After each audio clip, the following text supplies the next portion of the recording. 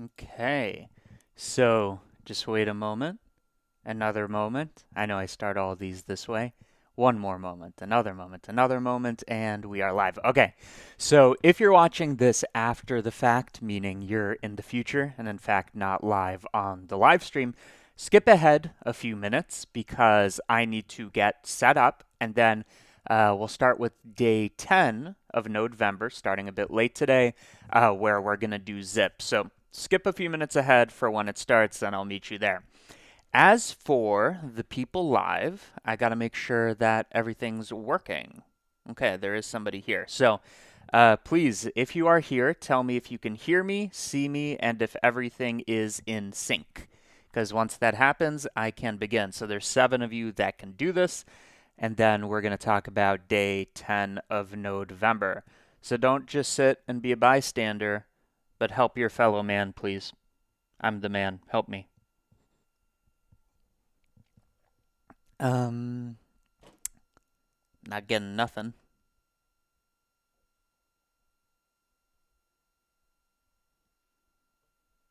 Okay, they say all good. So here is the mission. Let's just get started with what we did the last day. So November day 9, I always start ahead a day of time, so a day ahead of time. So now we're doing day 10.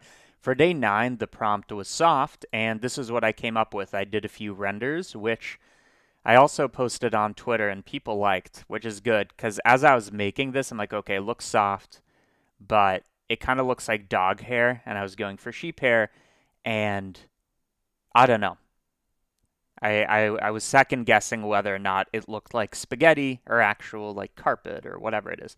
So that turned out great, and if you want the project files for that or anything, you're going to go to literally type in cgmatter.com. You go to the member site, you go to the Nodevember section, and I believe I uploaded day 9. And whatever we do today is going to be here on day 10. Additionally, I assume for this project, which I have an idea for and we'll get to it, I'm going to be using some of my free nodes. So you don't need to be a member for this part. cgmatter.com, go to free nodes and download the add-on, which will let you get those nodes for free. Now that you have done that, let's talk about day 10. So the prompt for day 10 is zip. Okay, so what does zip invoke? It invokes zipper, zip line, zip file, zip as in going fast, and I don't know what else. I know the lowest hanging fruit is a zipper, but I think I can do a zipper better than the competition. And I didn't have a great idea for this one, but if I am doing a zipper, I do have a good idea for that. So what is a zipper in a procedural sense? Not like what is a zipper?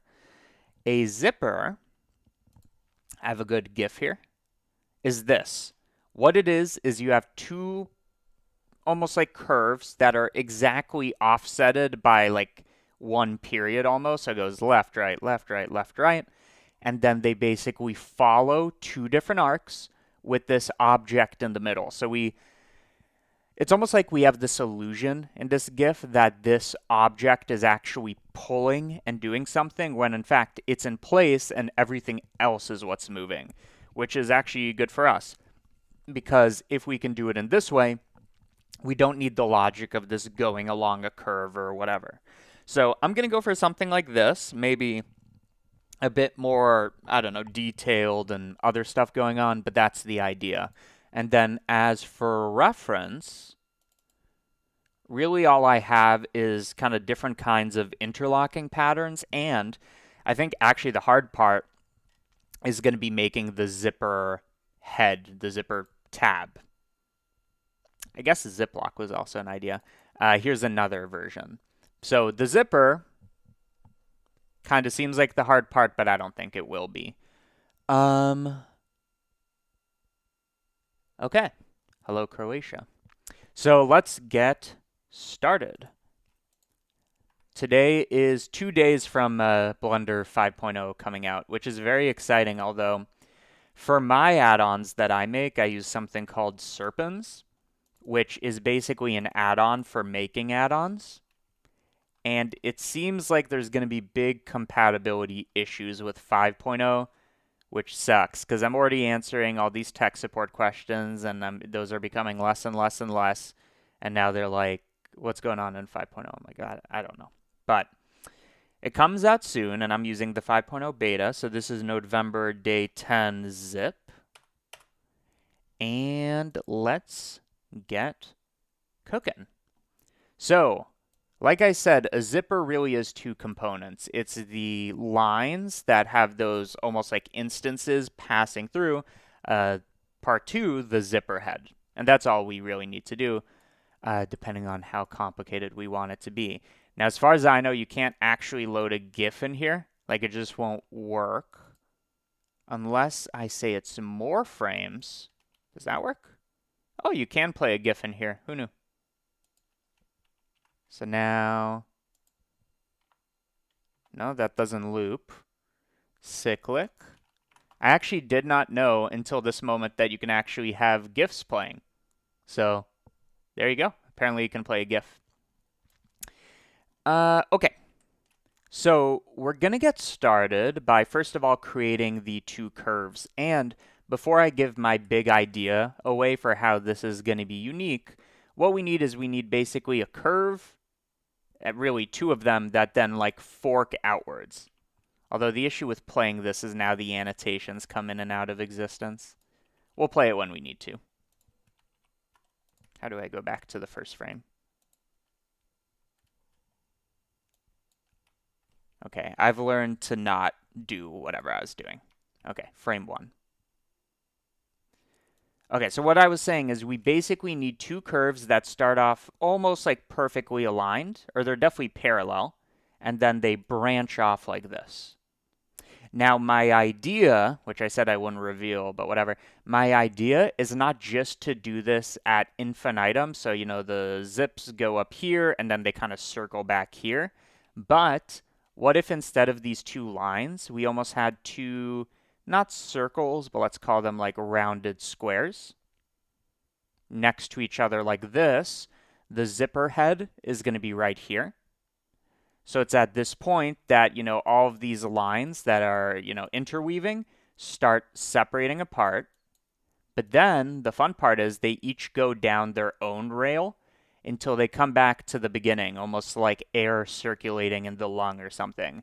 This infinite zipper animation. I thought that'd be kind of a cool spin on it. Don't know if I saw this and like subconsciously thought, oh, I'm going to do that. But that's the idea. So to do this, I don't want perfect circles because that's going to be kind of like gears interlocking, which is cool, but they only have one point of contact. Instead, I'm going to use, like I said, a rounded square. So let's make sure that's snapping. Great. So I'm going to start off with a quad that I can make thinner. To get this to curve, since it is a curve, we can use the fillet curve node, which I can round using poly. Let's get like a lot of those. Okay. So something like that. And then I'm going to have two versions of these, one on the left, which I have to move by half a unit because its width is 1, so half of it, half a unit. And then the other one I'm going to transform to the other side. Before I do that, I want to make sure that this has more geometry, because originally it was 4 points that I just added some, you know, detail to the corners by rounding it out. So I'm going to resample first so we can get that detail but evenly spaced. And maybe we'd not only resample based on how many we want, so now it would have 53 points or whatever, but we sample based on length, okay? And the idea here is if I can determine like the gap between these like zipper heads or spokes or like whatever, that could be the length between them, I then know what a half oscillation is. So it'd make it easy to go up, down, and they alternate because I know to shift it by half the length. So this length shouldn't be too big because then we lose detail, but let's try 0.05 just to begin with. So we have this over here. I'm going to instance on points, otherwise we're not going to see anything. And for our instance, we can make just a really tiny cube for now. So that's going to be like that. Okay? And I guess it should be a bit wider. So some things to take care of, and by the way, again, this length, you can think exactly of the spacing between these. Some things we need to take care of is these heads, or these spokes. I don't know, the interlocking system needs to point along, or rather like orthogonal to the curve, because right now they're all pointing this way. Well, we know that the curve comes with its own tangent vector, basically saying which way to go to keep flowing along the curve, right? I can use this tangent to define a orientation. So I'm going to do a curve tangent. That tangent is going to go into a rotation. So align vector to rotation. Rotation of vector? Yeah. Because this is actually a two-dimensional case where I'm going to look from the top view, this is super simple. So I plug this in here. For the rotation, I use this. We view it, and it's almost correct. It's just that I don't know, one of these is wrong. So let's try y. That seems correct. And what about x? No. So when we do it on the y-axis, now they are facing the correct direction, almost like they're flowing along the curve. Okay? The next order of business is to find a way to get these to go around the curve. And that's going to be kind of difficult because this, how do I show this? This is a cyclic curve where its spline parameter, in other words, its progress along the curve, starts at 0. And then it kind of keeps going around, keeps going around, keeps going around. Here it's halfway done, so it's 0.5. And it keeps going around, keeps going around, keeps going around, and then it's at 1. But then there's this discontinuity where right here, it's both the start and the end point, kind of like a race that's a loop. There's this discontinuity, yet I want our spokes to move through it as if it's not an issue.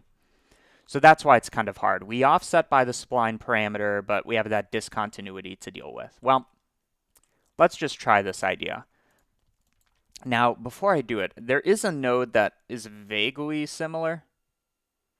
So there's this redistribute points, which kind of does a shifting, but it doesn't do what I want it to do. So what I'm going to do is I'm going to treat it like it is however many points it is, and I'm going to set the position. In other words, I'm going to say move those points along the curve. How do we know where those are? Good question. This is where the rarely used by me, should be used, sample curve node comes in. So we give it a curve, we give it where on the curve are you, that's what this factor is, or maybe it's its value. Either way, wait, is it? Yeah, it's its factor, and then we can output what's its tangent, position, normal, all kinds of good stuff. So this is our input curve. I want to output the position, which right now will go to a single point, because it's looking at where the curve starts. If I increase this, you see it perfectly goes around, and then we have that discontinuity. Okay? So all I need to do is I add the spline parameter right here. Nope, right here. So now it's as if nothing changed because all the points map to themselves, but here's the kick. If I add a bit of offset, I'll just add a little, you can see they're animating. And again, that's the discontinuity I was talking about there, where it's kind of limited until they all get to 1. But they are indeed traveling along. And if we make this number animated over time, or we just connect a time node, we're going to be great. So let's actually do that. So I'm going to add a time node. I'm going to use my version, cgmatter.com, get it for free. All it is it's the basic time node, but with a multiplier. So you can see this going way too fast. So what I can do is I can take the speed, make it like 15%, let's say. And now it's going around at a nice speed. And, you know, we have the issue at the tip here. So how do we fix that discontinuity where it goes from 0 all the way to 1? Well, one thing we can do is once it gets to 1, this disgusting 1, we can have it map back to 0. So it goes 0, 0.5, blah, blah, blah, 0.99999, 0, and then it repeats. Another thing we can do is we can treat it as if now it increases. So this is 1, it does another loop, now it's at 2, it does another loop. I think the cleaner approach is just going back to 1. And there is a math node for this. It's called fraction. It keeps the fractional component of a number, which is exactly saying get rid of the integer. It's just decimal, blah, blah, blah, blah, blah, up to 0.999. I'm going to add a fraction. And now, I believe that's quite seamless. Better to check by having this go super slow. That's nice. The only thing I was worried about is like right here. I was worried about the tangent having some kind of issue, but that's great. And let me get rid of this sneaky annotation. There it is. Okay, so we have this zipper kind of going at infinitum, and we need a second version of it slightly offset. So let's consolidate some nodes. We love that. So we have a quad. I don't really plan to change that, nor the fillet. That's going to give us the basic shape. We're going to resample by some length, which will give us the distance, the spacing between them. That I absolutely expect to change. We have this transform over here. That's probably going to be static. We then sample the curve and take its position. That's great. And then this logic should be pretty frozen. The only thing is I know at some point I want to add some offset. So it keeps this logic, but before the fraction, I can just add some number. So it goes like this. If I add an offset, it will keep doing it, but now it might not be at the exact same like interval. They don't match up. So that in itself should be a parameter that I expose. By default, it's going to be 0. And let's just pack all of that into a node group. We have the time. Maybe let's... I guess something interesting is we can also offset in terms of time, and there's also a fraction here. That's something to consider. I wonder if that's a cleaner way to do it. So we add, so now it eventually will run out, but I turn on fraction and an offset. Doesn't seem to care about that, so we'll use the standard way. Okay, so I want to be able to control its speed externally, and what else? I think that's it, really. And then we do this rotation stuff. That logic's pretty frozen. This instance is going to change. Right now it's just a cube. I set position based on this. Great. And that gets outputted. Okay, cool. So what can I turn into a node group? We have a quad that we fillet and resample. Like I said, this should be a parameter. And then we do this, this, this. Okay. So I believe all of this can be a node group. So let's do that and fix our naming conventions and everything. So I'm going to start off with the instance at the top. That instance is what is the spoke that we're moving. So maybe like what's like a single unit for a zipper? Like one block or something like that?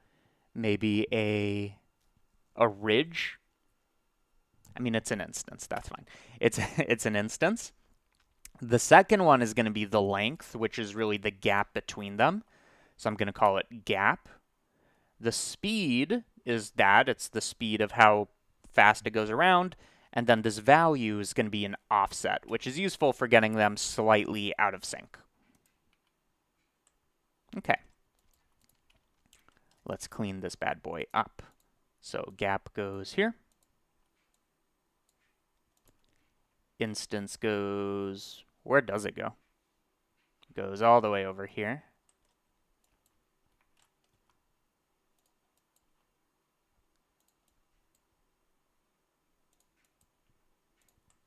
And then this goes over here. Okay, I'm pretty happy with that. So now we should have everything I need to actually kind of finish off the logic part of it. Logic. So the gap can be 0.05, the speed can be 0.05, which is interesting that I have these synced up, by the way. Probably not a coincidence. And the offset, which is just this, can be 0. Okay? So we have that. Now, I don't know if I like this GIF. But now what I can do, and let me actually get a different piece of reference here. Let's do this one. Now what I can do is I can make a second copy. So this is going to be our, like, rotary, maybe, something like that. I'm going to make a copy of it. This one's going to be transformed a little. Join those together. So this one should be offsetted by how much? Let's think. Why is this not working? We have this. We have this. We have this. Ah, the numbers are different or something. Oh, we don't have an instance. Okay. So this one should be shifted by 1, I believe. No, a bit more, because now they're perfectly aligned. So something like that. Okay. And you can see now we have this issue where they're spinning in the same direction, but they should be opposite directions. So I can make the speed here negative. Okay, great. So now they're moving together. And like I said, we need that offset. So I'm just going to pick a random number like 0.01 to show the point. So now they're keeping the same speed, but there's a gap. And would you believe me if I claimed that the number is 0.025? 0.05 that I want. What I was thinking is we have a gap of 0.05, so the offset should be half of that, was my intuition. So that's why I said 0.025. But I think the difference is I'm not accounting for the width of the object. So whatever, I'm just going to kind of guesstimate. So 0.02, 0.03, 0.05, 0.06. That looks pretty good. And now we have this logic. And the cool thing is I can replace that thing that we are instancing with anything. So now let's get the shape roughly correct. And there are certain aspects of this that have to remain the same, right? The gap, whatever that gap is, should be identical. The speed should be identical up to a multiple of -1, since they need to go in opposite directions, so they end up syncing. So this can be our speed. And then our offset, I don't expect to change this one, but this one I might. Okay. And maybe I should make this a group input. I'm not sure. For now, I can keep it like that. Okay, so what do I want these to look like? When they're connected, they're not overlapping much, right? So here I have it overlapping like half of the block. So it seems like it's a little bit less, so 1.05. And it also looks like they have this rounded-ish shape. And that's going to be as easy as taking our cube and making it into something else. So how do I want to do this? It's almost like a trapezoid. Okay, I think I know what I want to do. I'm going to take this cube. Let's just see that over here. And I'm going to go to the top view. I want geometry as I go along the x-axis because that's going to let me manipulate it in a way that I want. So let's add x, right? So let's add 20 of these. And what I want to do is I want to shape it such that it's not a constant height, but rather it's something like that, maybe. Well, that's super easy to do because all I need to do is offset the position. Which position? The z up and down. So I'm going to control only the z component. And we need to vary this as we go from left to right. So if you go to my website, cgmatter.com, you're going to have the generated coordinates node. What it does is now the x, whatever length it is, it doesn't matter. We're now going to have a field that goes from left to right, 0 to 1. So it's normalized. This is useful to us because I can now run a float curve, connect this into the z, and you can see that's way too strong. So maybe let's make this full scale and then multiply it by a tiny number. Maybe is the way to go. Yeah. Yeah. Okay, so I'm going to take this, make it 0.2, 0.7. Okay, now it's a bit more visible. So you can see this diagonal line, or whatever it is exactly shaping it. Because as we go along the x-axis, we're doing a remapping. And what should that remapping be? Well, I said the endpoints start flat, and in the middle is where the action happens. And maybe this should even be linear. Like that. And then even if this is the overall shape I want, which I don't think it is, but let's say it is, I want to take this and multiply it by a tiny number. So it doesn't go up as high. And then we should also make it so that only this top section is the one that moves. Right? Otherwise the whole thing shifts up and it's weird. So what I need to do is I need to isolate the top selection, which is easy to do because it's exactly that which is above the XY plane. So I can take my separate position node, cgmatter.com. It will just give me XYZ, super simple. I check where the Z is greater than 0, and then for that selection, I move it upwards. So without and with. Okay, let me make this shorter to begin with. And now that I have that, and I can add more geometry, I can start really shaping this the way I want. So what does it look like? Where they connect, it's quite smooth. So if I was to make this the instance, well, first of all, I would need to make it 10 times smaller because I made the cube 10 times bigger. So we'll make it a scale of 0.1. What does that look like? That is the opposite of what I want, I believe. Okay. Back to the drawing board. I could either flip it or like manually reshape it. I'm going to do it like this.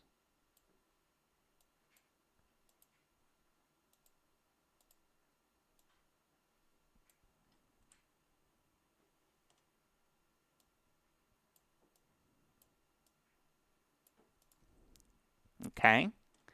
I want it to be even shorter. So let's divide that by 3. And that is starting to look nice. Great.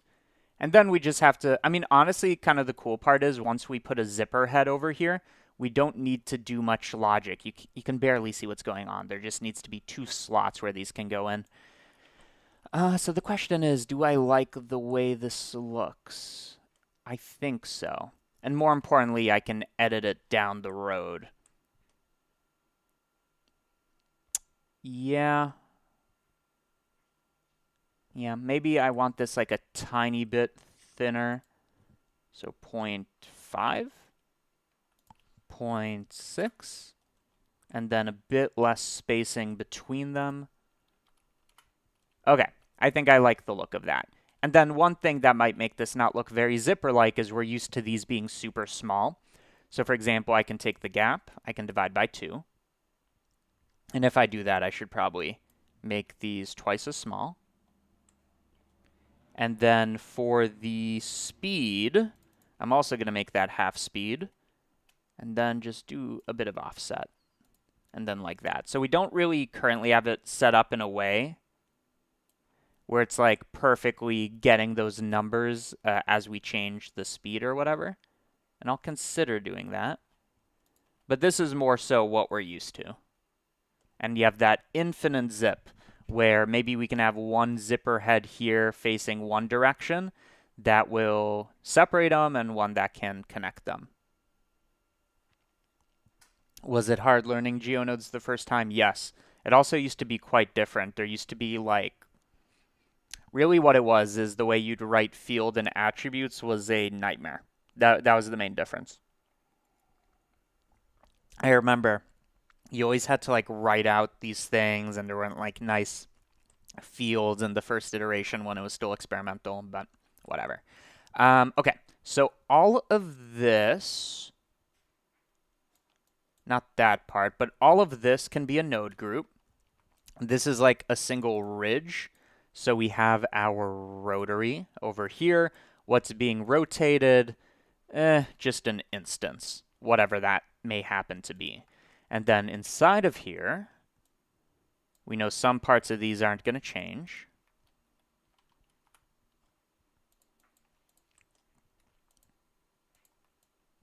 It's important to be open to change, but not here. So something like that. I don't plan to change that much. Don't need that.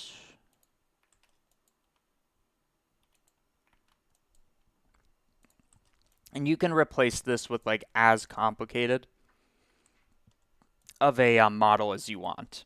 But for now, I think this is perfectly fine. Okay. So maybe one thing I want to do now is, right now these are going to be big again because I got rid of the scaling. It would be nice to know what size they should be automatically. So let's think about this. If I have two lines, right, and they keep going, so let's say I have two of them, and they have some gap x. What should the size be then so that they don't intersect? Well, we know each of these is going to be something that roughly looks like a cube.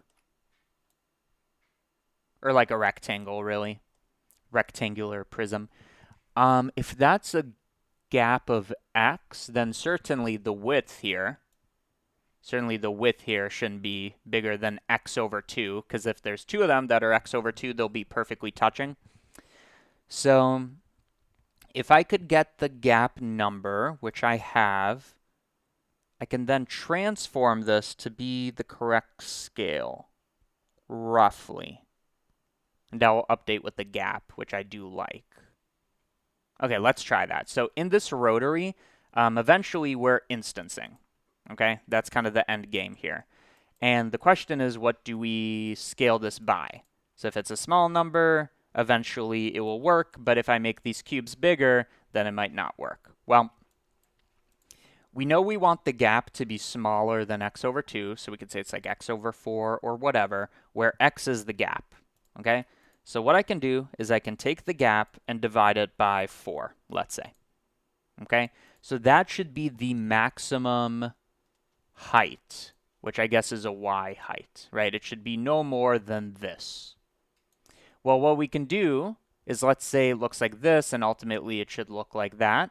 We calculate its current height, or its range of top to bottom. I look at what I want it to be, and I divide. So let's call this like y, fine, and we can call this x, even though it doesn't represent the x-axis. To get from x to y, I take x and I multiply it by some ratio. That's r to get to y. Well, then what's that ratio? It's y over x, which I made needlessly confusing. But I think you get the idea. So y over x. How do we get its height in terms of y? Well, this is where the field range node comes in. Again, you can get all of these bad boys over at cgmatter.com. Type that in, go to free nodes, and you'll be there. So field range will tell you what is the distance from top to bottom, basically. Of what? Well, I'm going to separate geometry. Nope. I'm going to separate position. I'm going to look at the y-axis. I'm going to get that range. And then we said it is y, the target, divided by x is going to be our thing. But then we multiply by that. Let me think for a second. So this has some height. We then have our desired height. So we need to multiply this by some magic number. What is that magic number? It's going to be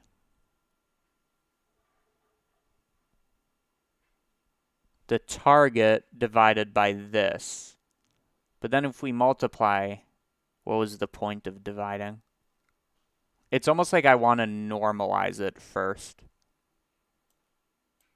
Okay, let's just try that and see what that gets us. Okay, so definitely it's getting there, roughly. But there does seem to be some issues. So is this field range calculating correctly? Well, it has some instance. And what is this transform geometry?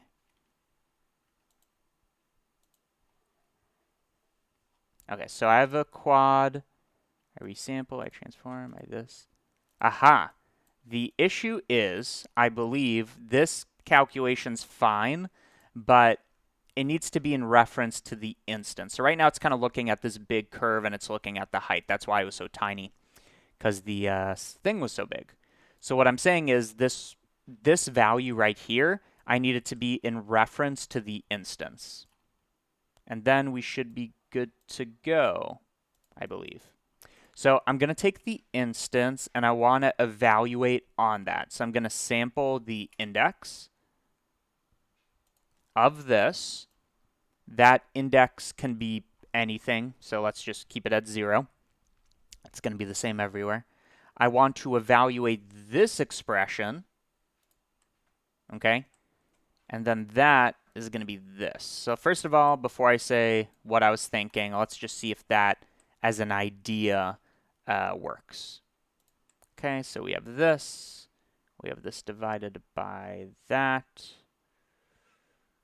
Then multiplied. Curious. If I divide by 1. Okay, so I have the instance. I want to know its height.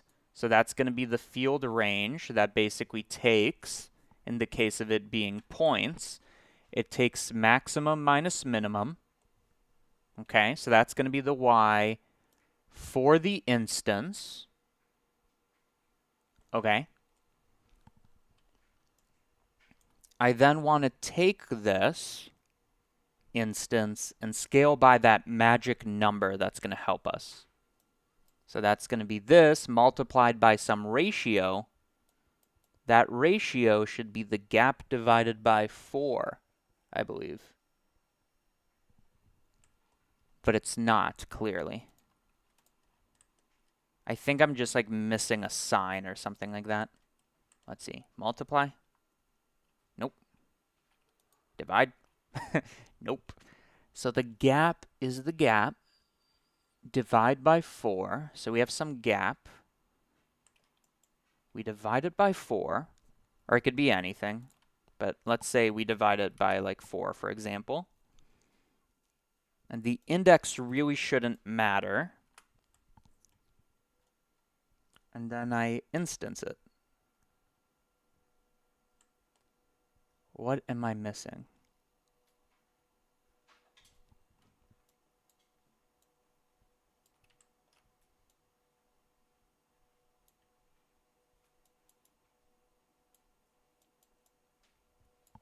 Okay, so this is our target y. This is where we start x. I need to scale it on all axes, which includes the y-axis, so it's going to be uniform and proportional. To get from here to here, I take our x and multiply by y over x. Right? So our y is going to be the gap divided by 4. That's our target. We divide by x. So this is our ratio. And then we multiply it. This is what has me concerned.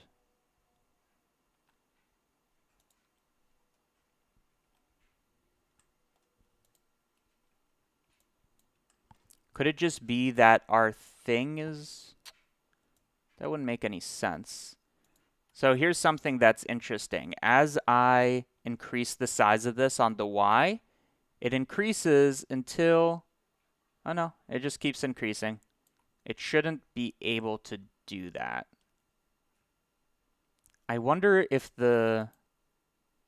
I almost wonder if the field range node isn't working the way it's supposed to. we can check. I'm going to use an attribute statistic. So same idea. I'm going to find the statistic being the range of the y position. Now I don't need that anymore. We connect that as the range. That should be the same. So we take the position, we look at the y, and we find maximum minus minimum, which will be the size of it. And then I take gap divided by 4.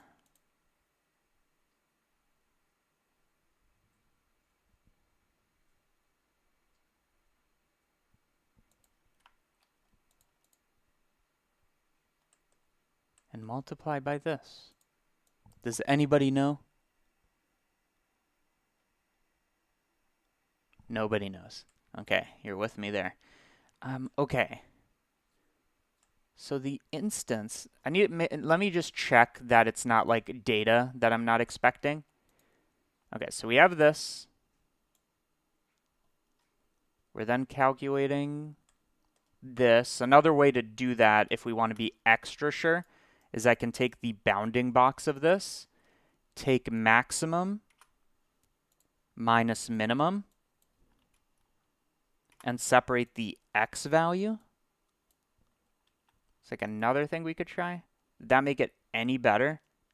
No, because I still want it 4 times smaller. Does the gap not represent what I think it does? The gap is how much we resample the curve by. I just think I'm misinterpreting something. I don't know what that is. And while I can put it away, oh wait, x. It almost doesn't care.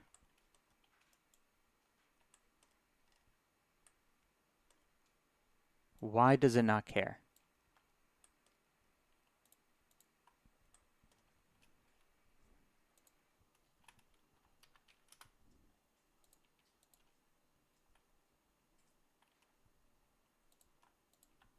I don't... Is this use radius important? I don't think so. X minus y. I look at its y height.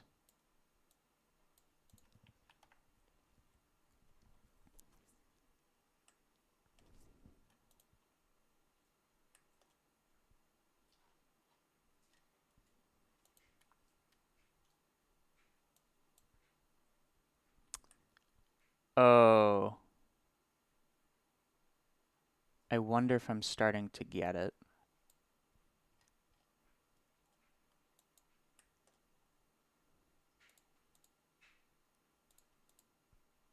I think I get it. So see how this, it's a bit offset because I didn't pick the perfect number, but you see when I take the gap and divide it by 2, and then I do all of this, it's like the perfect spacing. Let me kind of emphasize that.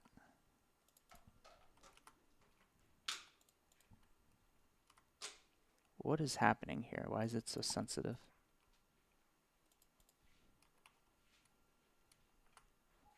Okay, you see how it's like almost perfectly overlapping? And it should be mathematically.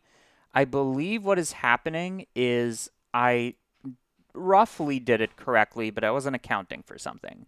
So we start off with a scale of 1. Okay, just because we're not affecting the scale. It's a scale of 1. We need to multiply by something. So 1 times something is just going to be that something. So you can almost think of it as I'm like multiplying by 1. It doesn't matter. That something is going to be that x over y idea, which I did here. And I think the only issue is I was then multiplying by something else because I didn't remember that the scale started at 1. I think it was literally that simple. And I'm happy with that because presumably, other than the offset, which I can also try to figure it out, but other than that, as I make this smaller, yeah, they'll remain the size that they should be. Now, what about the offset? What is this magical number? Like my intuition would tell me it should be the gap, the spacing between them divided by 2. But I believe when we tried that, it didn't work. Yeah. So that's kind of weird. But what happens if I, whoops.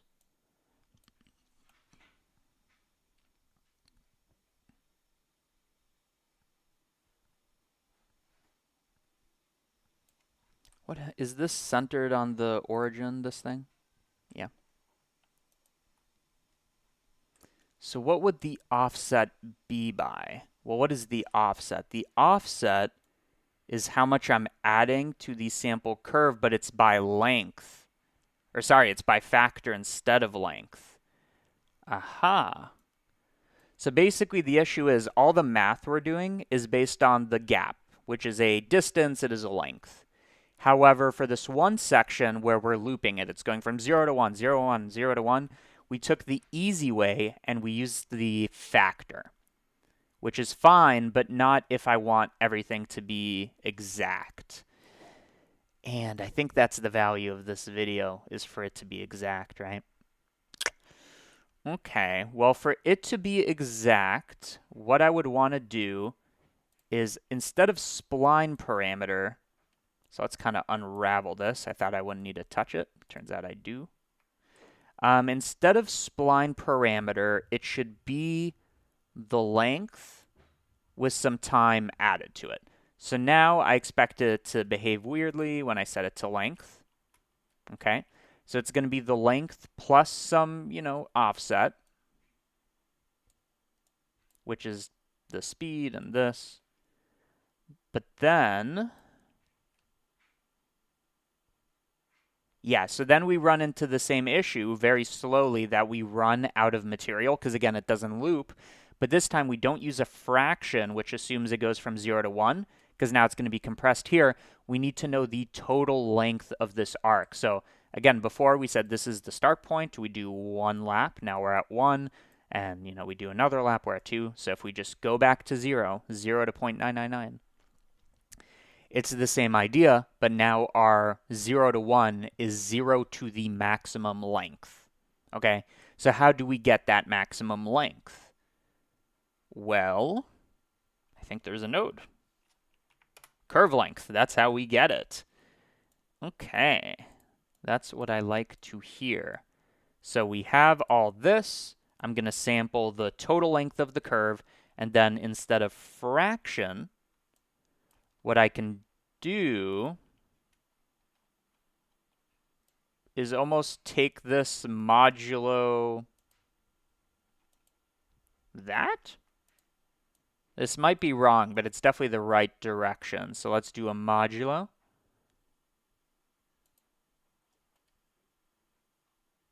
And this is something where this might be helpful. No, so we're still getting that gap over time.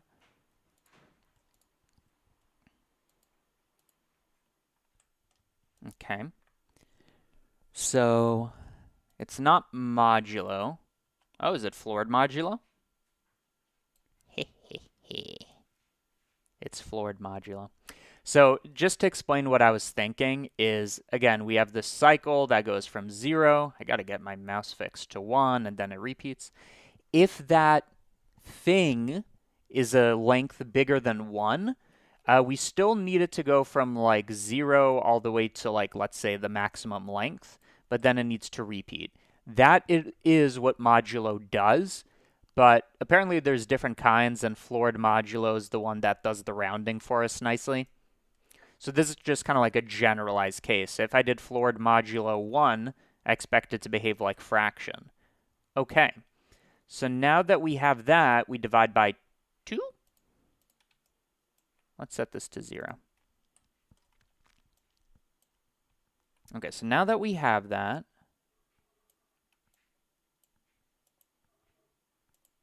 yeah, okay, they're moving together in sync. What if I make this bigger? Still in sync, smaller, still in sync, great. But now what is that magic offset value? Because I believe this should now be correct.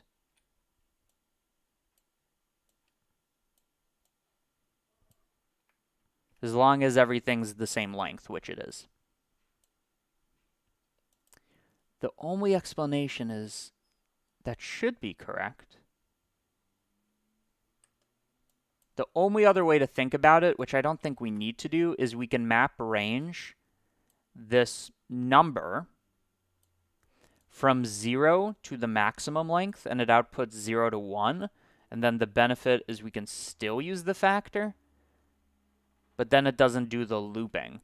So I think this was correct, or at least very close to it. When you had the offset at 0, it still seemed to be slightly offset. In offset, maybe use half the bounding box. When you're right, you're right. When you're right, you're right. Okay, so the insight that... Who said that? Angelite. The insight is we know that the offset to perfectly go here, and then it perfectly goes here, and then it perfectly goes here. Obviously, the offset, now that we live in length land, is exactly the height of this. So they're saying use the bounding box or half the bounding box, whatever it happens to be. Okay, well, let's say that I do that. In that case, this offset is dependent on the instance. So we look at its bounding box. Again, I take this minus that and look at its height. Let's see what that gives us from the top view. That gives us that.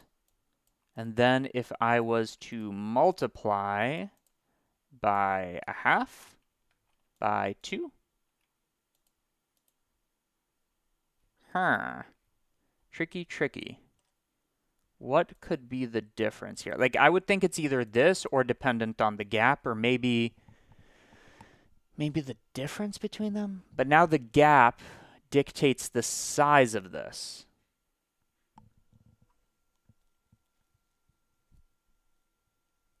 Yeah, it's a lot of nodes. Right now it's like 50 of them. A lot of them are very simple, like, I'll be honest, but yeah, it should be, but I do think it should be gap dependent, honestly.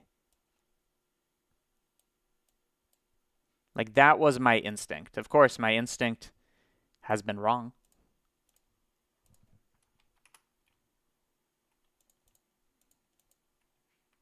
What's the magic number? So in this case, it's 0.67. What if I make the gap tinier?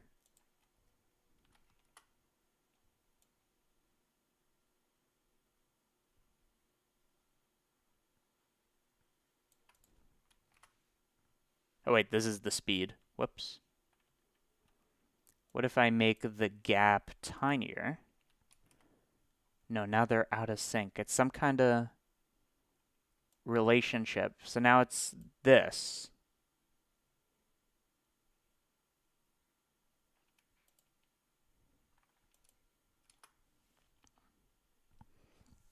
So could it be like the gap minus the size? I don't even know. This might be something we come back to later, because I feel like we're quite close. But the rest of this doesn't necessarily depend on it. It would just make any size easier to do. But now, at least we do have the spacing between them roughly, or exactly correct. It's just the offset is wrong. So let's see, the offset should be dependent on the length. We take the length, we add some time, and then we add some offset.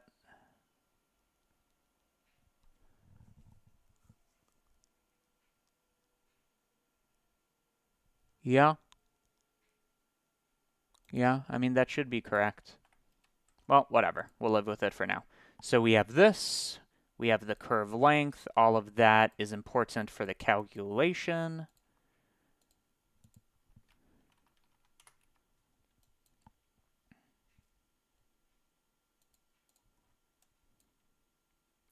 Okay. Then we sample the curve, do this like offset along the curve, and that kind of updating curve continuously is what we use for the instancing. Okay, that's great. Maybe the next order of business, unless somebody has an insight. Why subtracting min from max instead of adding them? Because that will tell you the range. That will tell you the range. It's the difference between them that says max height minus min height. The next thing I would like to do is maybe let's start doing the zipper, which we have some choices on how to make it look. So this is kind of a standard zipper. I think the interesting thing is having these holes, but whatever we end up doing, I'm going to use SDFs to help with that, because very like specific modeling is where proceduralism is kind of like, ugh.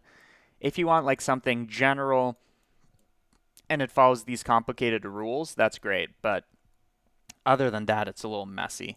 So maybe let's make these like general inputs over here. So that can be our gap. And then this can be our speed. So now I can control them externally on the modifier level. And it will be a bit cleaner.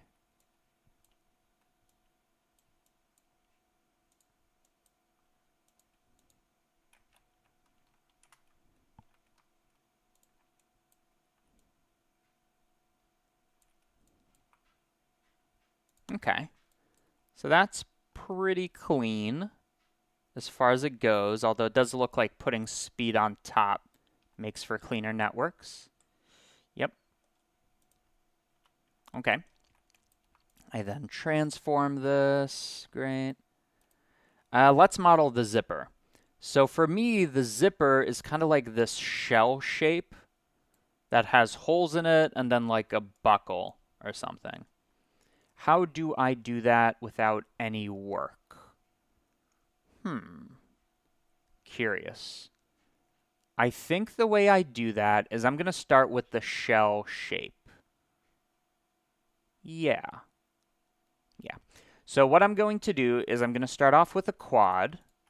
So here I'm just using general, getting roughly the correct shape, and we can correct it later. So I'm going to use a fillet curve, which will let me get a smooth base, like that. So that's kind of this section over here. And then I want to make the top fatter. So I'm going to resample curve to 100 or even 200. And then I'm going to morph it. So we're going to be using a lot of float curves to kind of shape this thing. In this case, I want to scale it on the x-axis. So let's take the position, and we're going to multiply by some factor that we only care about the x component of, so we stretch it in this direction, and that should be dependent on how tall we are. So I'm going to look at my generated coordinates, cgmatter.com. That goes from 0 to 1. I can then use this as a multiplier for the x. Great. And now you can see how I'm starting to kind of shape this. So maybe we can start up here. And then it kind of does this like bending.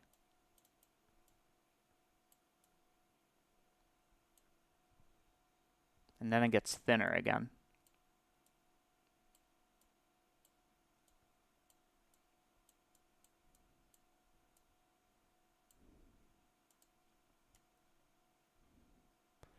That's pretty good. So you can see how you can get quite, I don't know if complicated is the right word, but you can get quite a bit of control over the shape like this.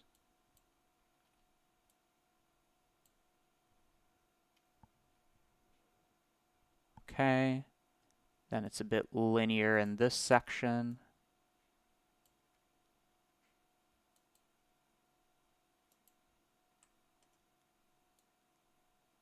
Whoops.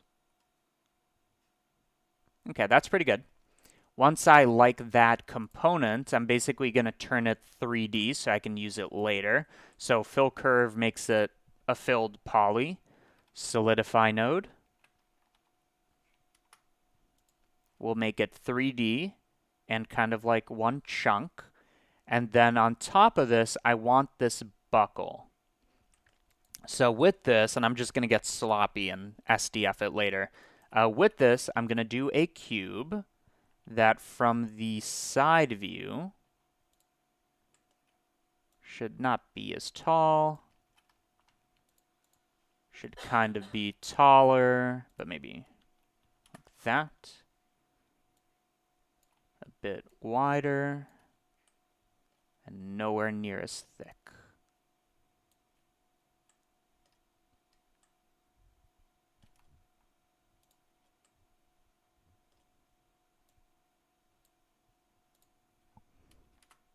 Okay. And I guess that actually goes along the entirety of it. So let's make it a bit taller.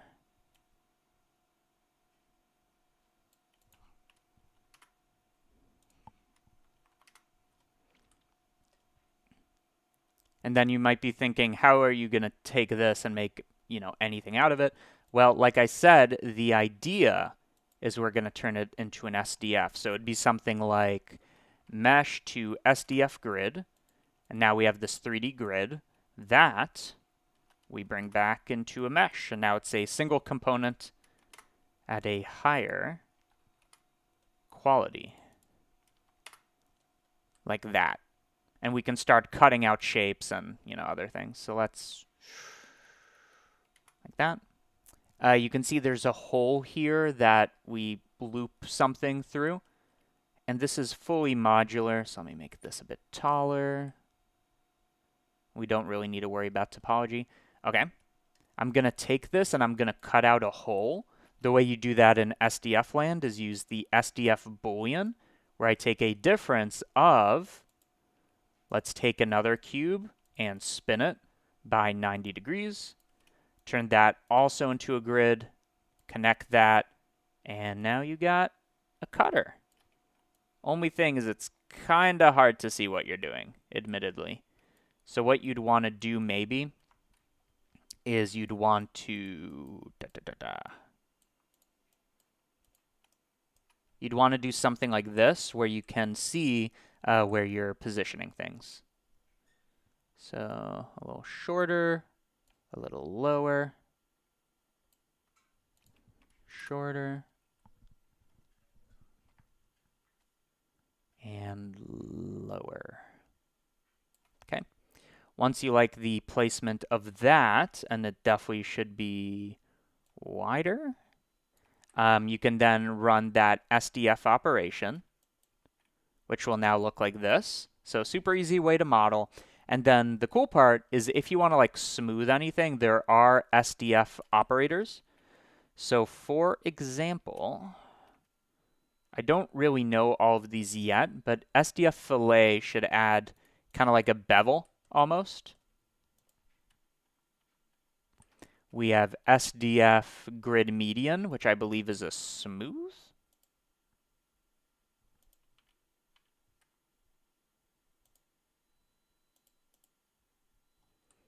Not quite sure, but it does look dope. And all of this gets higher quality as the voxel quality gets higher, although if you change the voxel quality, it's going to take the lowest of the two numbers, I believe. Okay, so we got something like that. Gap divided by 2 is the magic number needed for the spacing. Already tried that. That was my immediate intuition. Like, I agree with you. But look at that. We could get bonkers. So I do this. Something like that. And we can always kind of like evaluate this with the rest of our thing by just taking it. This is where we get super messy. And then joining them together. This tells me that this is probably huge. Or is it tiny?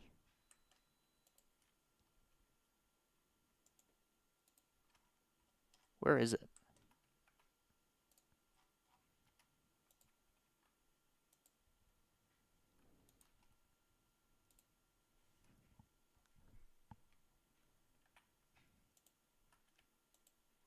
So there's our instance.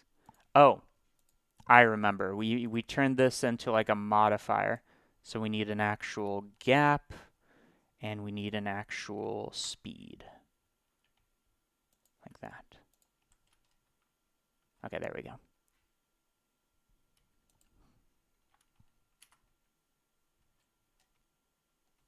Okay, so I take this and I join it, and now we can place it and see what is happening. One thing that isn't immediately obvious to me, okay, we're 1 hour in, and we got the core logic down. That's good.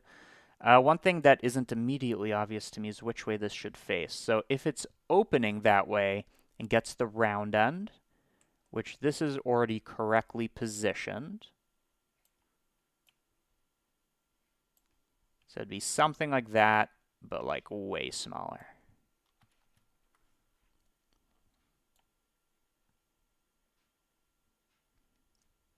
And by the way, you don't have to do any guesswork here. You can also make this a, a thing that's dependent on the bounding box. But that's pretty good. Let's keep modeling this. So this I'm going to tuck away to the side. And this I'm going to tuck away to the side. Okay, what else do we need? We have this. Now we need kind of that Coke can tab coming out of it. How do I want to do that? That could be its own SDF object. And it would kind of pull it.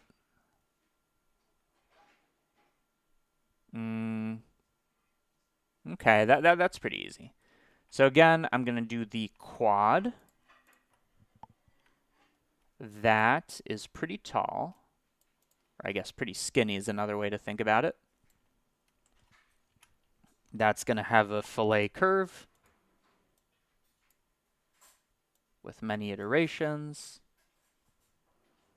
Like that. Honestly, it's not too different from the other shape. And then we need to cut out other shapes, which we could either do at the SDF level or just like a mesh boolean wouldn't be too hard. So I could fill curve. I could solidify extrude just by a little. Okay, now it's 3D. I'm going to take another version of this and kind of join them together. The only difference is this one is going to be tinier. And maybe less filleted.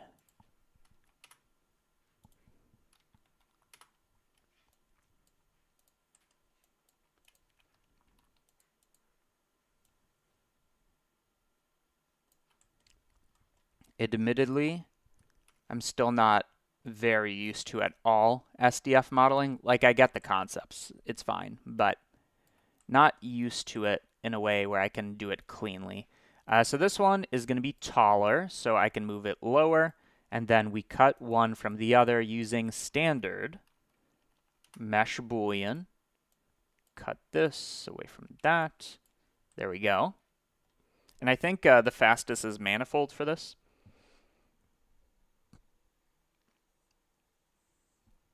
Is it hard to do it where it misaligns? Maybe. I'll think about that in a bit. And by the way, the overall shaping we can also do later once we convert back into a mesh. But this is nice and prestige. And then I'm going to make one more copy that I am going to join together.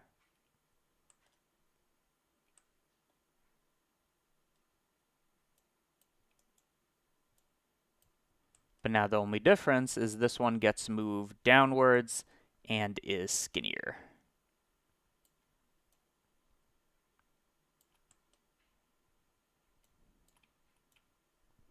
And let's compare. So this is the part I'm going for right now.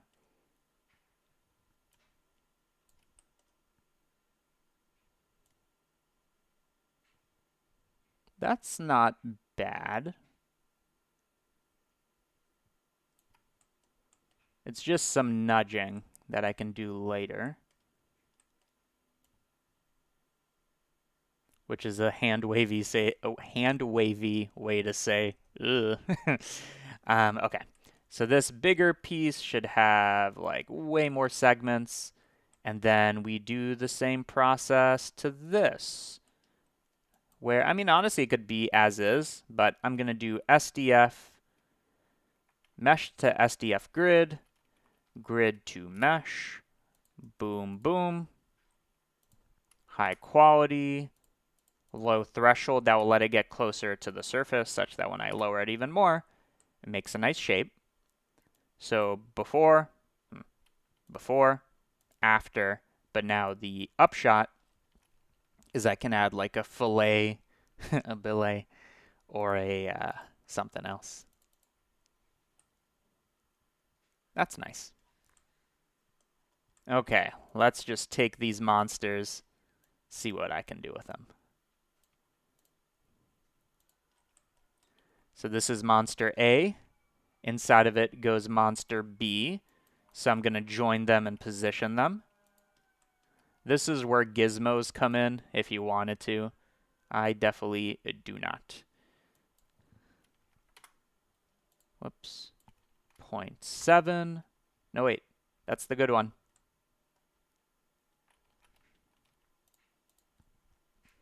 0.7. Taller. More this way. There you go. And because these are separate components, the advantage of that is you can have it shake up and down or whatever you want to do. So like, for example, if you were to animate the X, that'd be a super easy way to do that. Okay, that's looking nice and clean. You can also wiggle it on the Z. What's next? We have a little cylinder here. That almost looks like it's the same component. Jeez Louise. So I'm going to add a cylinder because it's just a basic like circle. I'm going to join these together and just kind of make them fit.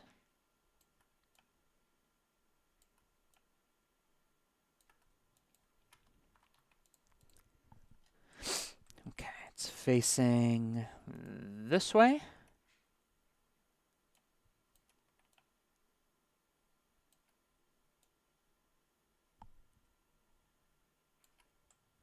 Okay, that's pretty good. And because all of this is being fed through the SDF process, it's going to be part of the same mesh, which maybe I make higher quality.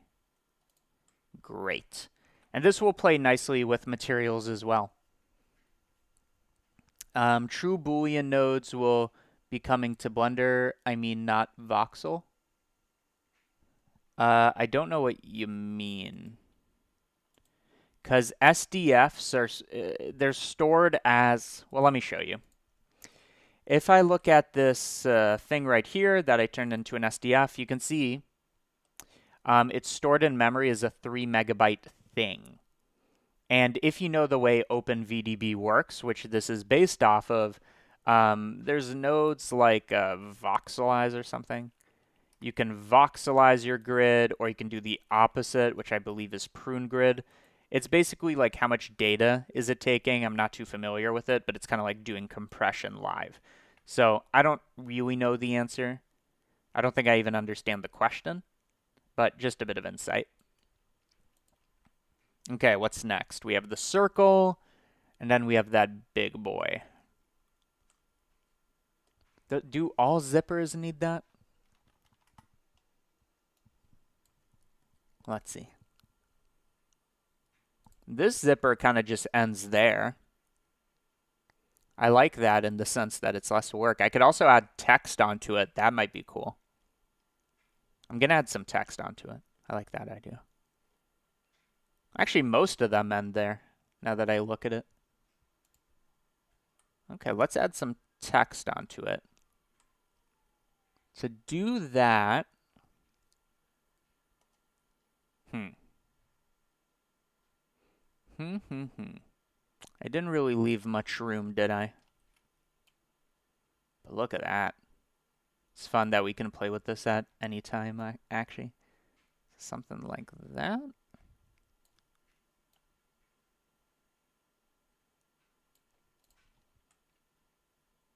I mean, I could just write it on the top here. The idea would be we make a text object that also gets converted into an SDF, and we have a whole, SDF party.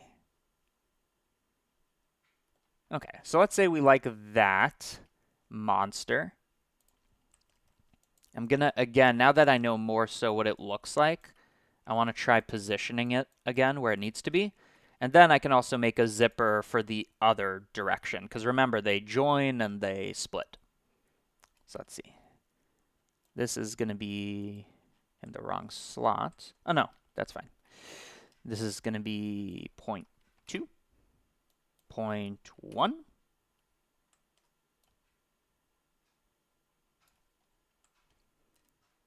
Shouldn't be that much bigger.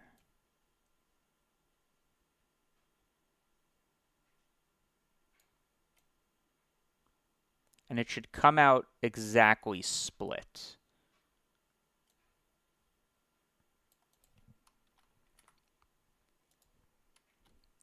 And as for this offset here, which I'm kind of picking randomly, it can be based on this thickness, ultimately.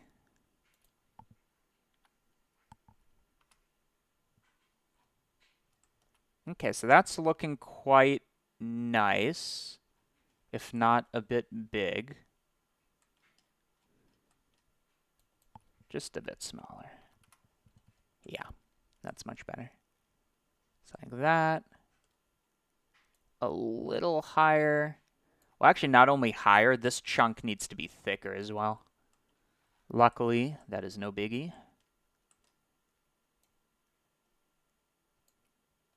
Except for the fact that I forget where it is. I think it's this one. Yeah, there we go. So I make that one thicker, and I also bring it downwards. How do I know this? At some point, you just become the nodes. Okay, so let's see. So at speed, I believe that makes sense. I think the only thing is maybe this section should wiggle a little, as if it's actually doing the unzipping. And then the other one just faces the other direction. Like it's kind of like a picture that doesn't make sense, almost. But I like that. Okay. So to do that wiggling, I'm just going to do a bit of procedural animation. Is it this one? Combined with this one? Okay. So how do I want to do this? I start here, and I could kind of like take this and rotate the Z. Whoops. And rotate the Z. But you can see how the pivot point isn't exactly here. That's where I want it to be. So I'm just going to move the pivot point there. So transform geometry. What I'm saying is I want to move this such that this is at the world origin. Like that. And now, when I do whatever transform I'm doing, the Z will pivot correctly. Great. But I might need to do a bit of an adjustment because of that. Like so. And now I can rotate the Z-axis freely. So how do I want to animate this? And by the way, we can totally bake parts of this that I don't intend on changing. So like, for example, let me just show you. And I'm going to clean this up on my own time because it's getting messy. But let's say I bake. Doesn't take much time at all. Now the rotation is much smoother. You might not be able to tell on your end, but it is. Whatever it is I'm joining, that can also be baked. That's joined together. That's moved. Yeah, now that's smooth and it's real time. And let's see what that shake should be. Should also be a little taller.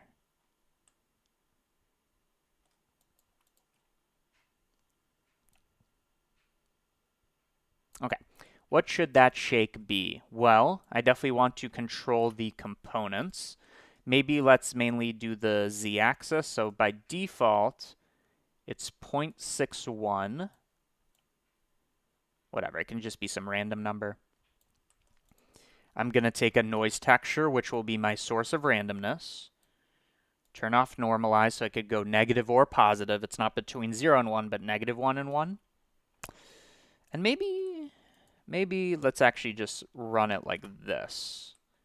So this is going to be my rotation, and it can have contributions. So it has to be one-dimensional for it to accept it, so it only outputs a single value and not a field. I'm going to have this vary over time. Let's just see what that looks like. Yeah. Okay. I'm going to have the motion be detailed and way slower, I guess. Great. It should not really be moving at all on the y-axis. Great. As for the z-axis, just a little. And then just a little for the x.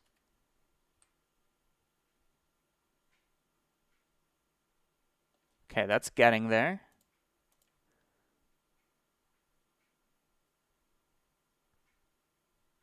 And then I think in general for the z, which is the one that tilts it up and down, it's fine that it's random.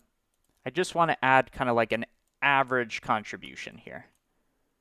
So something like, nope, I meant the y apparently. Something like, nope, I meant the x apparently. Something like that. That way on average it's kind of pointing downwards. And then to make this make more sense, I'm going to take the speed and make it faster so that it would actually shake the thing, right? So properties is the speed, 0.2. Okay, that's a bit too fast. It's a bit too slow. Just right. Maybe this should be a bit more chaotic. Yeah. I think that is quite nice. Like you can also have this as a unit go up and down. I don't know if it would literally make sense, but it might visually help. Before I do that, though, this in itself can also be duplicated because we need one facing the other direction. So I'm going to join this one here.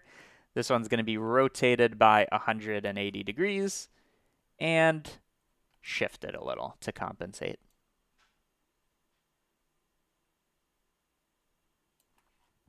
Then, now of course these are going to have the same animation, but whatever. It doesn't really make sense, but I kind of like it. Anybody have thoughts?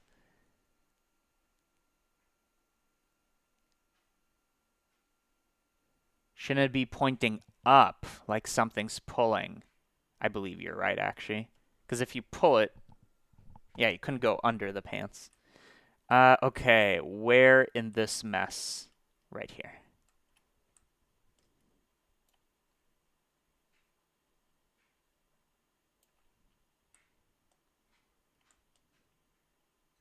So let's see. This makes sense. You're pulling to unzip, and then from this direction... No, from this direction, it's actually the opposite. I believe it's over here pointing up that way. Let's see. I'm trying to...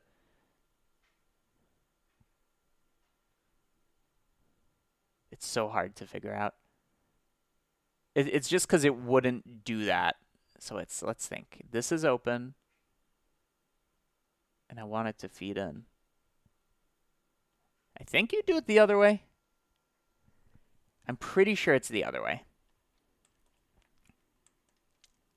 Well, the only issue there is now I need to kind of separate these two, I believe. Yeah, I can't just invert one. Like this literally needs to be over here while this bottom piece maintains the same direction. So, hmm. I mean, I could just make two copies of this. Like that's fine.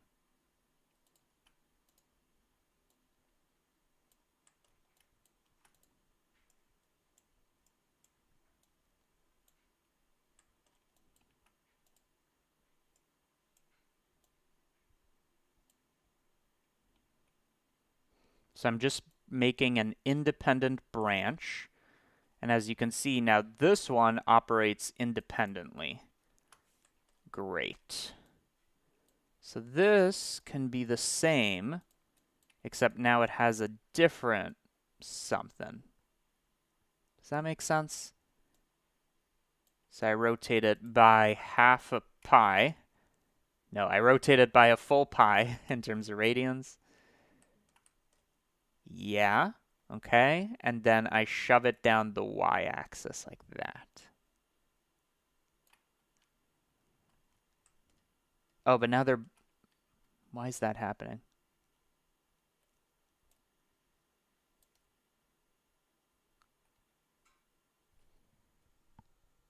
I don't know why I can't figure this out.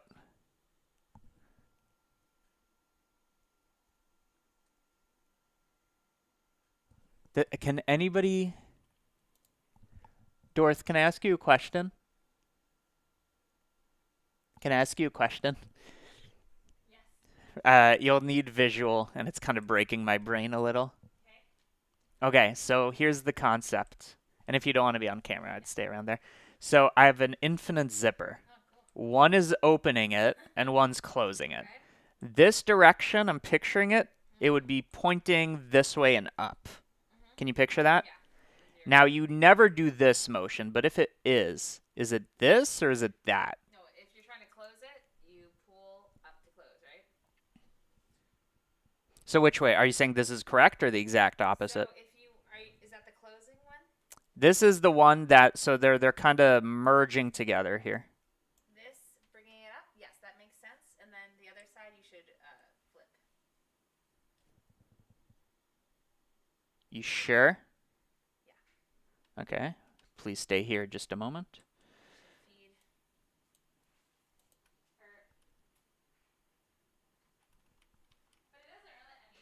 What do you mean it doesn't matter? This is the thing that's mattered most. Okay. Do you need help visualizing? Yeah, I guess I need help visualizing. Okay. Please observe. Can I? Yes. Okay. For anybody, for the whoever's following along. So I'm closing. Right. So these are connecting, and my preference is to bring it towards the split. So wait, let me see if I did that. My preference is to point it towards the split. Yes. Now let's say I'm opening. My preference is to point up away from the split. Which is why the other one needs to flip. Okay. So they're kind of facing the same direction, really. So all I would do, and then shove it, right? Oh, wait. I didn't change screen. And then shove it.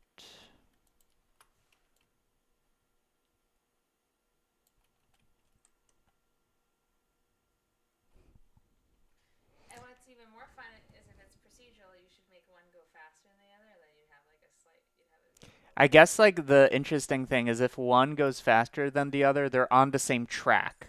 So they're almost dependent on each other. I see. You're saying, I see what you're saying. Okay. I got some backup. So do the masses agree? that people are confused. Like people are confused. Disagree. The masses are. Do you have a bag or something to zip? Okay. So you're right in that because they're separate, I'm going to make them have different motion. I think that's definitely right. So let's... It doesn't really matter because neither is opening or closing. You're just feeding Why it's Yes. confusing? Yes, but it What depends. Like you if I go like this, what you should do is it, isolate them, like so use wait, the wait, wait. model to. But I just want to show. So if I do this, now it does look like I'm pulling. It's the context. Like Okay. this kind of does. Yeah. Not exactly, but okay, so either way, this one gets a bit of offset, so they're not perfectly in sync. And maybe this one has more speed, like you're saying? I mean, it'll then overtake it, but if you're okay with that. Well, it's more so like how steady is the hand.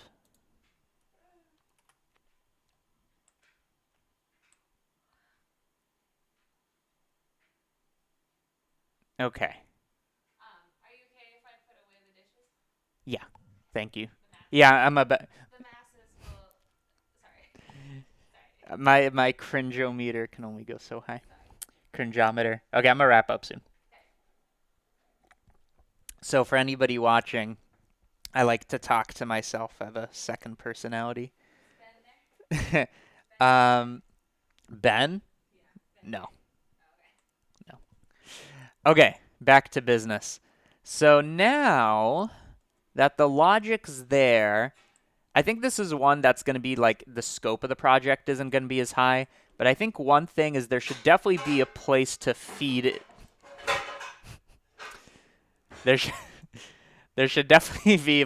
Could you hold off just a minute, please? Please. Dorothy? Okay, we're living with it. Okay, I need. One second. Can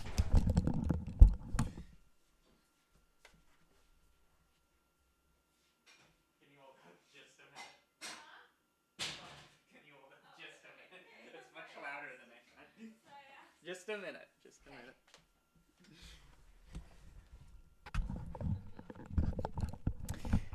Okay, let's finish strong. So what I need is I need a hole for these to be fed into. Luckily for me, somewhere in my node spaghetti, I have that. So let's see, what's this one? What's this one? It's one of these, right? This one? Ah, it's this one. So this I need to cut a hole out of. I believe the easier way to do this without all this SDF noise is I'm going to take one more cube. I'm going to take one more cube, and let's just kind of view that in isolation. And I'm going to cut one away from another. So let's see. I do that. I make one really long. And I guess the only thing I need to consider is some of these are bake nodes, which I need to disable.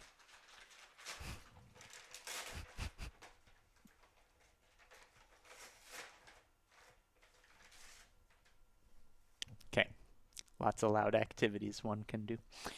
Okay, so what does this look like if I disable the bakes? Does that feed in well? Aha, it does. If not, a little wider. This is a trippy way to work. Nice. That's not like actually how it works, but that's like enough logic for me. And now, dare I consolidate? Well, one thing I know I should do is anytime I do an SDF that's dependent on a voxel resolution, that should be a parameter so that I can control them, the quality all in unison. So I have this. What else? I have this. I have this. I believe that's it, actually. And then there's only, the zipper pull has 3 openings, 2 on the, nope.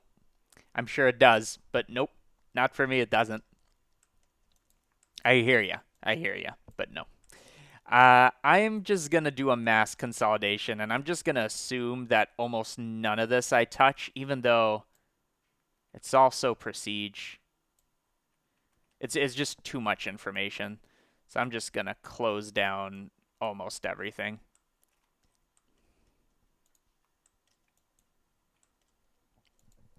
If you want, you can open up this file and have a play. So this is one of those cases where proceduralism kind of isn't like the answer that I would recommend. I know, how could I say that? But it's true. This was a bit hardcore for what should be a pretty simple modeling task. But I enjoyed it. So we have that, we have that, we filled the curve. I'm trying to keep the big players, like the quadrilateral, for example, in play. Okay, so now this is starting to look presentable. Each one has their own solidify. And then they go through some Boolean magic. So these ones get joined and these ones get differenced, which tells me they should be flipped. Great.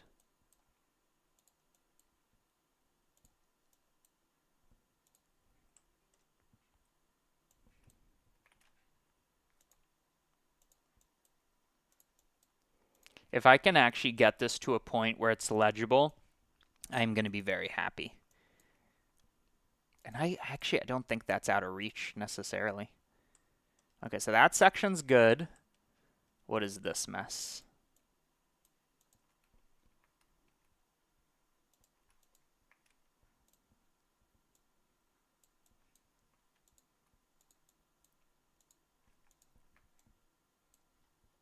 I believe this is where we shaped like the kind of like the feed that the zipper goes into, like that like bell shape. Then we extruded it. Then we added a cube. That one should be exposed because that's the hole we cut out. I cannot believe I can actually follow this. That is ridiculous. Then we have some other cube that I do something to. Okay, SDF, Boolean, grid. Don't need that information. I'm not going to play with the bandwidth. I dare not. Is that why it's called bandwidth? Okay, so I have this. This is all going to be one big parameter that I'll expose later. We have this, we have that.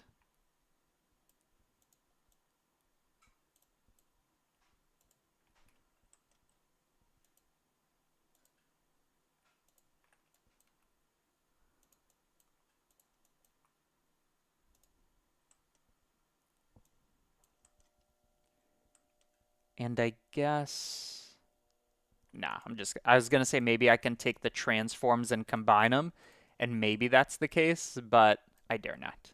Plus, I'm worried that the order of operations, like do you translate and then rotate versus the opposite, if that's going to be an issue.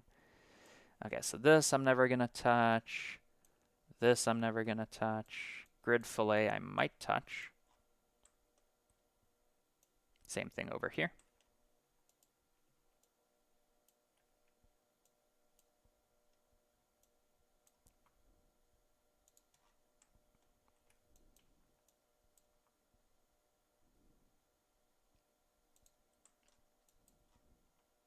This I'm going to treat as if it's like not even here.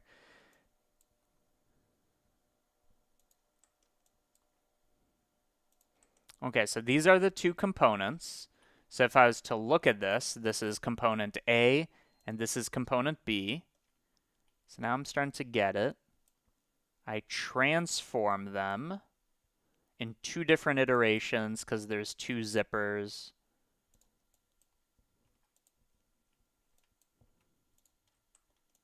I am liking this project way more than I thought I would. I thought zipper was like a dead end prompt. Okay, so these transform, this transforms. This is all going to be basically set in stone because I didn't make all the dependencies I would have needed to make them all like interdependent and make sense. There's that, and that's almost legible, is it not? Yeah. Okay, so let's see what we got. This section represents our buckle, if I want to think of it like that. So I'm gonna, yeah, all of that can be a node group.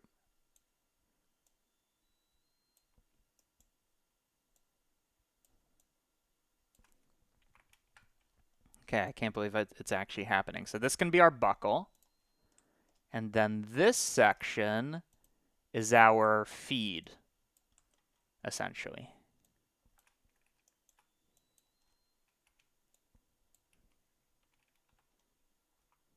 Or like our holster, I'll call it feed. Those then go to a whole bunch of nonsense. So some of them are getting moved to accommodate for others. We split them into two variants.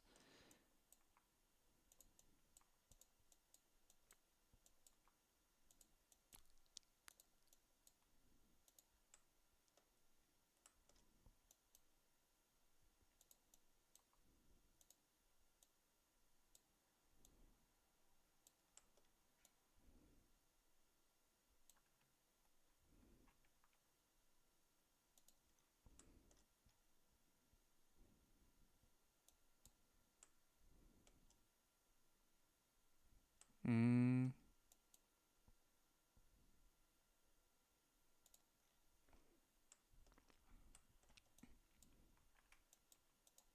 Okay. So this is going to be our voxel size. That's great. That should probably be a group input.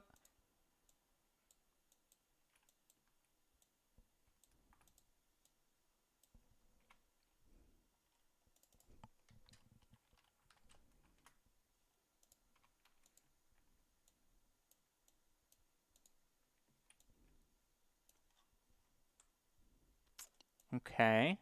Should probably make this full screen. And the noise is almost like really easy to node group. But do I include any translation? I do. No, that's fine then. That can stay exposed.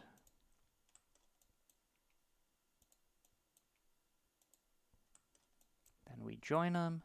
Okay. Let's read the room. What monstrosity did I make? And why is it not reading? Feed. Oh, because the voxel size is 0.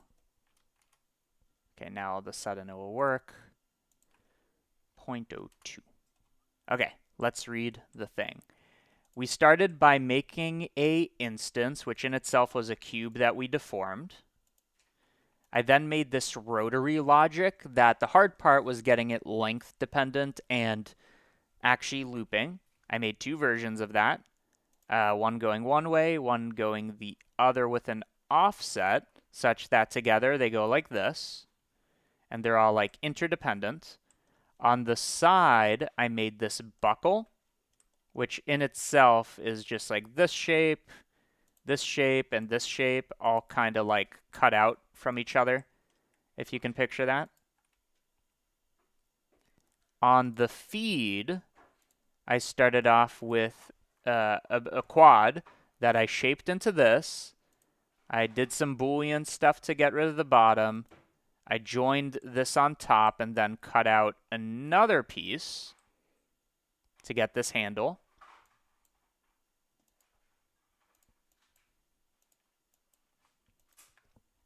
Okay. So now I have both of them. I took one buckle and one feed and joined them, making sure to add some random noise. And then I transformed things and put them where they need to be.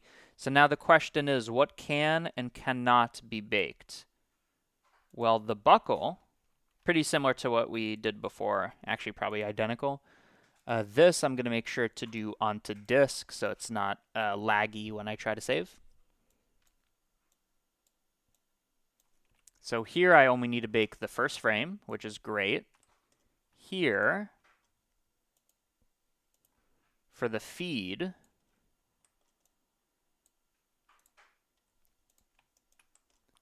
I again only need to bake the first frame.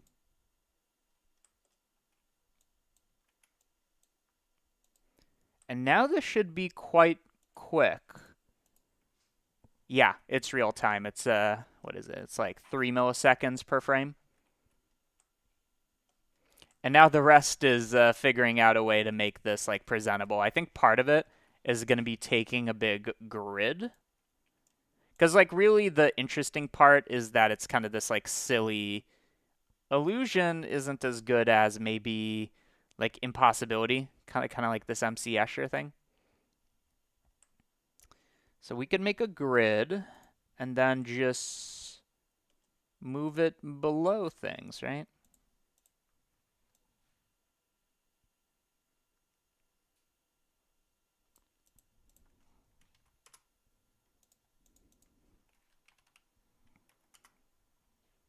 Or maybe even easier than that is have a snap to ground node. I'll make sure that it sits there. And this tells me that this piece was a little too high.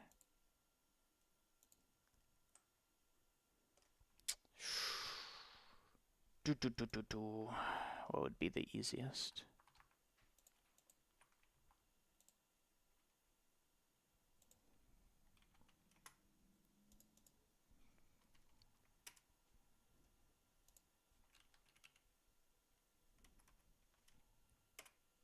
Just trying to get the ground aligned here.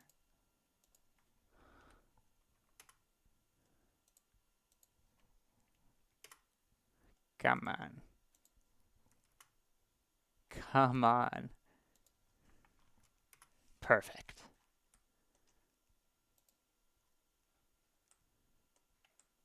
Okay, cool. And that can be a bit bigger. And materials are a problem for a different day because I've already been going for nearly 2 hours. But just to see, let's get some basic shading on here with the world. Lazy approach.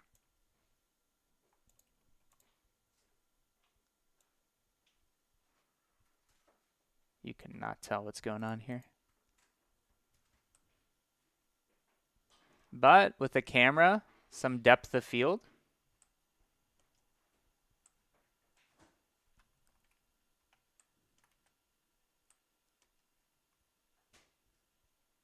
I know it doesn't really make sense. But I think like one obvious quality boost is if I take this shape over here and just slightly make it more interesting. It doesn't change anything, especially if it has the same bounding box, but it's an immediate jump in quality because this is much more detailed than the rest. But that's it, right?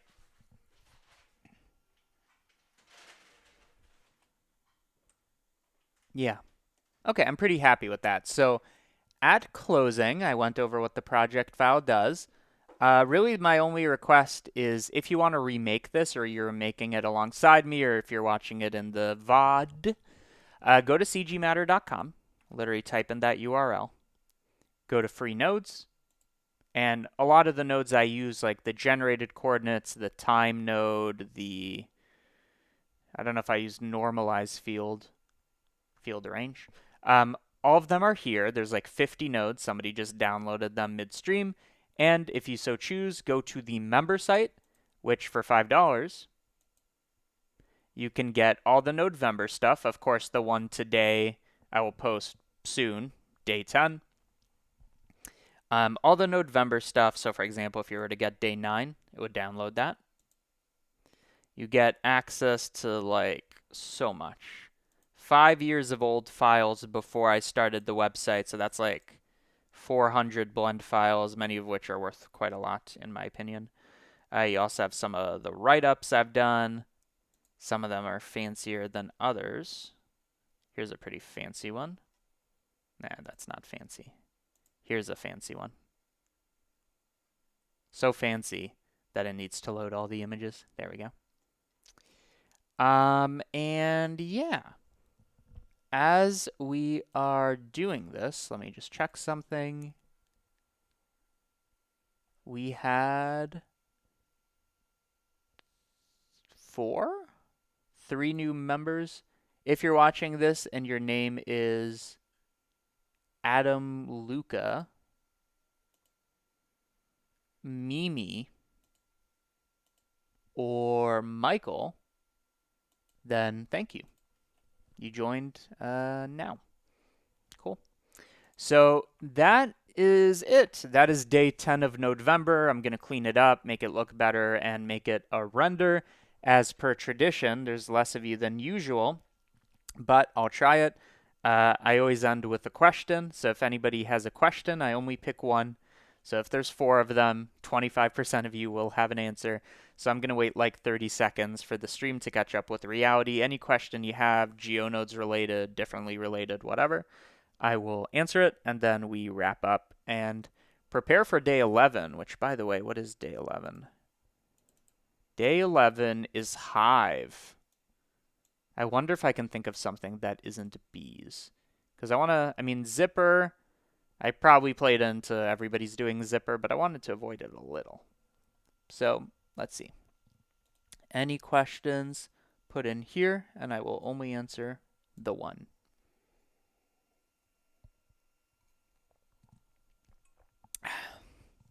And if there's nothing in like, I don't know, 30 seconds, then I will wrap it up.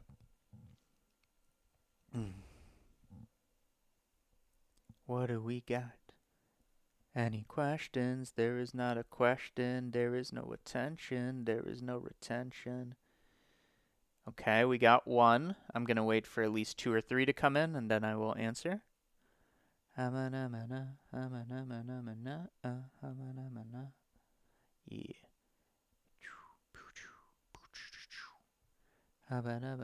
So far we got, can GeoNodes generate sound, or do you know how to do that? Can you do modular houses? And if there's one more, have you tried my clock seed add-on yet? Okay, so this isn't really the answer, but to Ed, I've not tried it, but I did see it. So I think the most interesting question here is GeoNodes generating sound. Can GeoNodes generate sound? So obviously not directly, unless you interact with the speaker object. But one interesting way to do it is you can effectively make a setup that you output a CSV to. So you can make all these waveforms and be like, it should compose this song. You store all that data in the height of empties or whatever, and those output with like a CSV export where you like save those numbers, and then you could put them in a MIDI file even. That's interesting. You could compose music with like A, B, C, D to G notes and the flats and everything with the amplitude and whatever. I don't know how you'd conduct it in your head without hearing it, but no, there's no fancy way to do it. Although I do remember a while ago. Let me see if I can find it. Blender, Google, Summer of Code, Node sound. So there was something. I don't know what came of it, but there was a project proposal for the sample sound node, which isn't writing sound, but it is listening to it, and you can sample certain frequencies. So you put in a sound source, so it would be a new data type, and you can output based on some parameters what is its amplitude. So you're saying, oh, how much of this frequency do we have that satisfies these conditions? And then you can use that to obviously make equalizers or animations that are synced. I don't think it could write.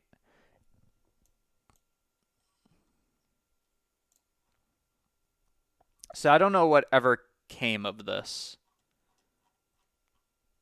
I don't even know if it was accepted. Although I do vaguely remember it. I know there was something in animation notes. So it definitely was an idea, but that is probably the most comprehensive answer I can give you, it seems. Okay, cool. So thank you everybody for watching Nodevember Day 10. I will see you on day 11, which is tomorrow. And then the day after that, because I stay a day ahead, Blender 5.0 will come out, and we beg and we pray that the developer of Serpens, the add-on to make add-ons, makes it 5.0 compatible, because it's not. So that's going to be a big pain for a lot of people.